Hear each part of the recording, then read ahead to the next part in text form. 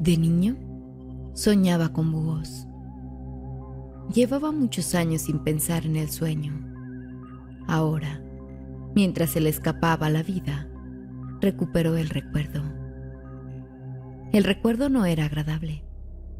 El pájaro posado en el alféizar, contemplando fijamente su dormitorio, con relucientes ojos amarillos. Los ojos parpadeaban despacio, rítmicamente. Por lo demás, el búho no se movía. Observar al búho que lo observaba a él, paralizado de miedo sin comprender el porqué. Incapaz de llamar a su madre y después, las náuseas, los mareos, la fiebre y durante varios días, la inquietante sensación de que alguien lo observaba. Cuando cumplió los 13 años, los sueños desaparecieron. Ya había despertado, así que no era necesario seguir ocultando la verdad. Cuando llegara el momento, su yo despierto emplearía los regalos que aquel búho le había entregado. Comprendía el objetivo de los sueños porque su propio objetivo se le había revelado. Prepáralo, abre camino. El búho había sido una mentira para proteger la tierna psique de su cuerpo anfitrión. Al despertar, otra mentira ocupó su lugar. Su humanidad era una mentira, una máscara, como el sueño de los búhos en la oscuridad. Ahora se estaba muriendo, y la mentira moría con él. No sentía dolor, no sentía el intenso frío. Su cuerpo parecía flotar en un mar cálido y eterno. Se habían bloqueado las señales de alarma de los nervios a los centros del dolor del cerebro. El regalo final sería aquella transición amable e indolora de su cuerpo humano al olvido. Después, cuando muriera el último ser humano, el renacimiento. Un nuevo cuerpo humano sin el peso de los recuerdos de haber sido humano. No recordaría los últimos 18 años. Esos recuerdos, junto con las emociones unidas a ellos, se perderían para siempre. Y no podría hacer nada para evitar el terrible dolor que le producía saberlo. Perdidos, todos perdidos. El recuerdo de su rostro, perdido. El tiempo con ella, perdido. La guerra declarada entre lo que era y lo que fingía ser, perdida. En la tranquilidad del bosque cubierto de invierno, flotando en un mar eterno, intentó tocarla, pero ella se le escapaba. Sabía lo que ocurriría, siempre lo había sabido. Cuando la encontró atrapada en la nieve y la llevó a casa para curarla, sabía que su muerte sería el precio. Ahora las virtudes son vicios y la muerte es el precio del amor. No la muerte de su cuerpo era la mentira, la muerte de verdad, la muerte de su humanidad, la muerte de su alma. En el bosque, en el frío intenso, en la superficie de un mar eterno, susurrando su nombre, confiando su recuerdo al viento, al abrazo de los silenciosos árboles centinelas y al cuidado de las fieles estrellas, su homónima, pura y eterna, el incontenible universo contenido en ella. Casiopea. Se despertó dolorido, un dolor atroz en la cabeza, en el pecho, en las manos, en el tobillo. La piel le ardía. Era como si lo hubieran sumergido en agua hirviendo. Un pájaro posando en la rama de un árbol. Un cuervo lo observaba con majestuosa indiferencia. Ahora, el mundo pertenece a los cuervos, pensó. El resto eran intrusos, gente de paso. El humo se enroscaba en las ramas desnudas, por encima de su cabeza.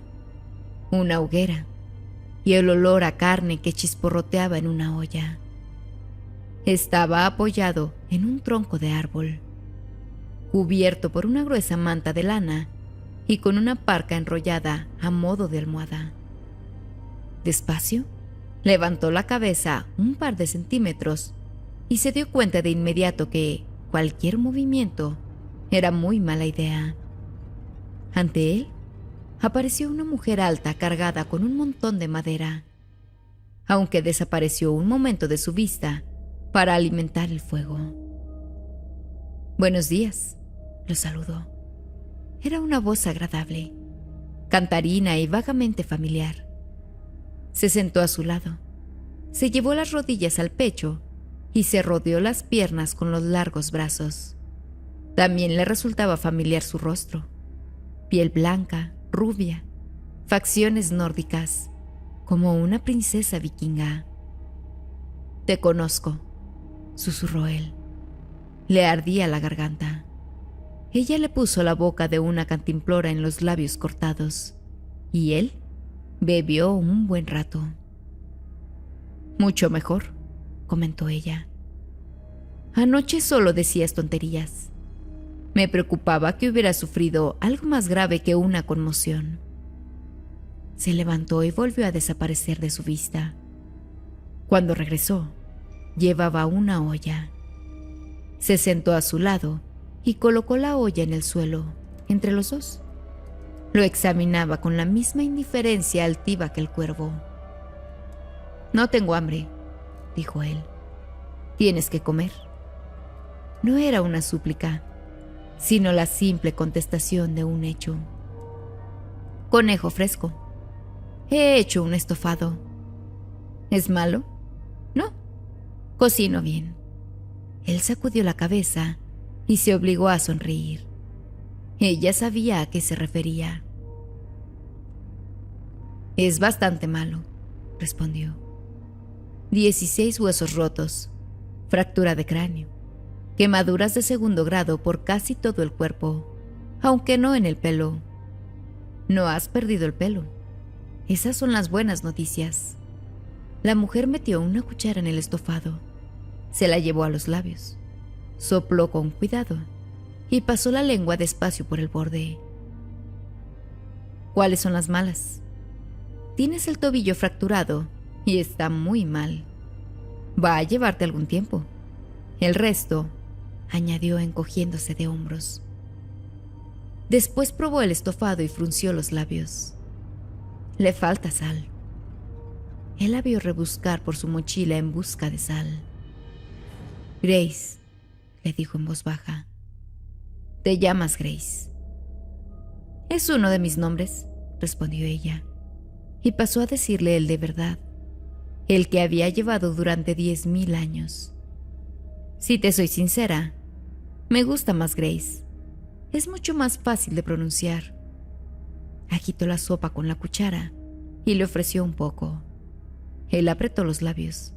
La idea de comer. Ella se encogió de hombros y se tomó otra cucharada. «Creía que era un resto de la explosión», siguió explicando. «No me esperaba encontrar una de las cápsulas de escape, ni a ti dentro. ¿Qué pasó con el sistema de dirección? ¿Lo desactivaste?» Él se lo pensó detenidamente antes de contestar. «Averiado». «¿Averiado? Averiado», repitió más alto. Le ardía la garganta. Ella le sostuvo la cantimplora para que bebiera. «No bebas demasiado», le advirtió. «Vomitarás». El agua le goteaba por la barbilla, así que Grace se la limpió. «La base estaba en peligro», dijo él. «¿Cómo?», preguntó ella sorprendida. «No estoy seguro», contestó él, negando con la cabeza. «¿Por qué estabas allí? Eso es lo más curioso».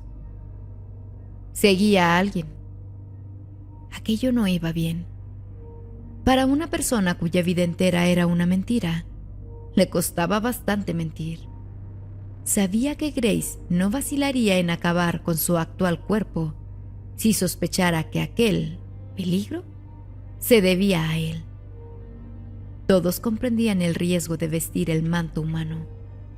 compartir cuerpo con una psique humana conllevaba el peligro de adoptar vicios humanos y virtudes humanas, y mucho más peligroso que la codicia, la lujuria, la envidia y demás, más peligroso que cualquier otra cosa, era el amor. ¿Seguiste a alguien? ¿A un humano? No tenía elección. Al menos esa parte era cierta.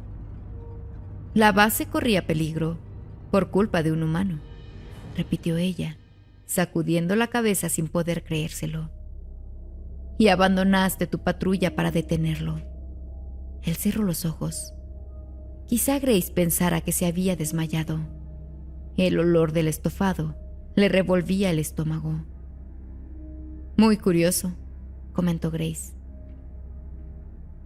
Que la base corriera peligro era una posibilidad real, pero se suponía que el peligro procedería del centro de procesamiento. ¿Cómo iba un humano de tu sector a saber algo sobre la limpieza? Hacerse el muerto no iba a funcionar, así que abrió los ojos. El cuerpo no se había movido. El pájaro lo miraba. Y él se acordó del búho en el alféizar, del niño en la cama y del miedo. No estoy seguro de que la chica lo supiera. ¿La chica? Sí. Era una hembra. Casiopea. Él levantó la mirada bruscamente hacia ella. No pudo evitarlo. ¿Cómo? Llevo 3 días oyendo ese nombre. ¿3 días? Se le aceleró el corazón. Tenía que preguntarlo, pero ¿cómo? Preguntarlo lo haría parecer aún más sospechoso de lo que ya parecía. Preguntarlo sería una estupidez. Así que dijo: creo que escapó. Bueno, ¿sí lo hizo? Seguro que la encontramos, respondió Grace. Él volvió a respirar. Grace no tenía por qué mentir. Si hubiera encontrado a Cassie, la habría matado, y no se habría molestado en ocultarlo, a pesar de todo.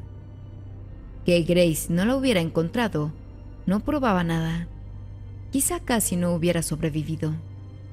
Grace metió de nuevo la mano en la mochila y sacó un bote de pomada. Para las quemaduras, le explicó. Después bajó la manta con mucho cuidado y expuso al gélido aire el cuerpo desnudo del chico. Sobre ellos, el cuervo inclinó la negra cabeza reluciente y observó. La pomada estaba fría. Sus manos eran cálidas. Grace lo había sacado del fuego. Él había sacado a Cassie del hielo y la había llevado a través del ondulante mar blanco hasta la vieja granja, donde le había quitado la ropa y había sumergido su cuerpo helado en agua caliente. Igual que las manos de Grace, resbaladizas por el ungüento, vagaban por su cuerpo. Él había retirado el hielo incrustado en la densa melena de Cassie. Había extraído la bala mientras ella flotaba en el agua que su sangre había teñido de rosa. La bala destinada a su corazón. La bala de Evan. Y después de sacarla del agua y de vendar la herida, la había llevado a la cama de su hermana, procurando no mirarla mientras la vestía con el camisón de su hermana. Casi debió de morirse de vergüenza al darse cuenta de que él la había visto desnuda. Grace lo miraba fijamente. Él miraba fijamente el osito de la almohada. Él había tapado a Cassie hasta la barbilla con las mantas. Grace lo tapó a él con la manta. Vas a vivir, le había dicho él a Cassie. Era más una oración que una promesa. Vas a vivir, le dijo Grace a él.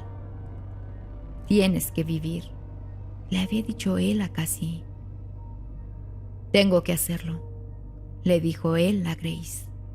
Ella la dio la cabeza al mirarlo, igual que el cuervo del árbol y el búho del alféizar. Todos tenemos que hacerlo, repuso, asintiendo despacio. Por eso vinimos. Se inclinó sobre él y lo besó con cariño en la mejilla. Aliento cálido, labios frescos y un tenue olor a humo de hoguera. Grace deslizó los labios por su mejilla hacia la boca.